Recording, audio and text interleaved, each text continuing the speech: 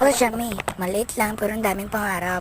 Sinuklayan ko nga pala yung buko dyan para mag-health kasi malalakarin ako. Hindi na nga papalakot ang drawer kasi siraman din yung drawer ko. Brush ko na ilang, tinitayin ko lang matuyo. Sobrang ganda nga pag nagbabrush ka ng hair mo kasi nafe-feeling mo nalalaki na yung hair mo. Ginamit ko na itong manipis na nasuklay para naman mas talaga yung buhok ko. Nawakan ko nga si Mimi kasi sabi naman ni Kuya ay bait daw siya pero nangangat pa. Gets ko nga dyan, binalik ko na lang siya patunan din ako sa pagsusuklay. May nalalakarin nga pala muna ako ngayon kaya nagmamadali ako. Ay, may pagkilit-kilit pa nga ako nalalaman. Akala mo naman sikat. Napabutan nga ako guys yung pinsan ko na ayaw magpa-video. Ayaw nga magpa-video kasi naman talaga ko yung papagataan at nagpawala siya. Binidyohan ko na lang. Sumasikap nga yung pinsan ko kasi nagwawala siya. Buti hindi siya nagmana sa akin. Charot! Yan lang pala yung tsura ng bahay naman guys. Yun ang pangalan. Please like, share, and subscribe. And next video. So na guys, may na-enjoy